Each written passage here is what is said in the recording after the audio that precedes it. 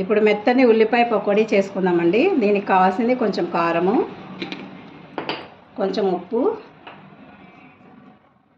వేసుకొని కలుపుకుందాం వాటర్తో.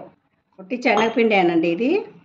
శనగపిండి వేసుకొని ఉట్టిగా మెత్తని అప్పుడప్పుడు మెత్తని పకోడీ చేసుకోవాలనిపిస్తుంది కదండి మనకి. ఆ టైంలో ఇలా చేసుకోవచ్చు ఈజీగా. ఉల్లిపాయ పచ్చిమిరపకాయ అండి, ఏం అక్కర్లేదు. సింపుల్గా ఉప్పు కారము కొంచెము ఉల్లిపాయ పచ్చిమిరపకాయ అంతే. మెత్తని పకోడీ రెడీ అయిపోతుంది.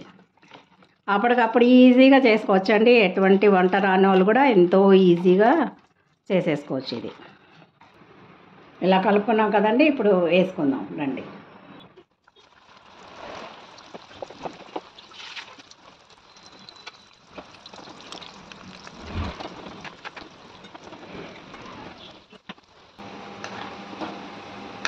వేగినాయి కదండి, తీసుకుందాం. ఇప్పుడు మంచిగా వేగినాయి చూడు, మెత్తగా బాగుంటాయండి. చాలా మెత్తగా, లోపలేమో బయట క్రిస్పీగా లోపల మెత్తగా బాగుంటాయి.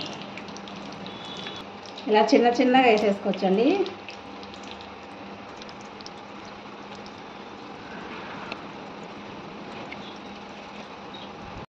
చూడండి, నేను చేసిన చికెన్ పకోడీ ఇది. దీంట్లో నంచుకోవడానికి బజ్జి మిరపకాయలు వేపించి పెట్టుకున్నాను. మీకు మిరపకాయ ఇష్టమైతే కొరుక్కోవచ్చండి. మధ్యలో ఏమైనా కారం తక్కువైనా కావాలి అనుకున్నప్పుడు. దీంట్లో కరివేపాకు కూడా ఇలా ఫ్రై చేసుకొని వేసుకుంటే బాగుంటుందండి.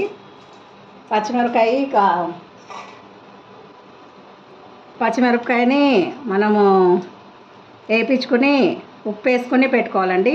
ఇవి బజ్జి మిరపకాయలు కారం ఏమి ఉండవు అన్నమాట. బాగుంటాయి టేస్ట్గా చాలా. కాబట్టి మీరు కూడా ఇలా చేసుకుని ఆనందించండి. ఓకేనా? బాయ్ అండి. మీకు నచ్చితే కనుక లైక్, షేర్ అండ్ సబ్స్క్రైబ్ అండి.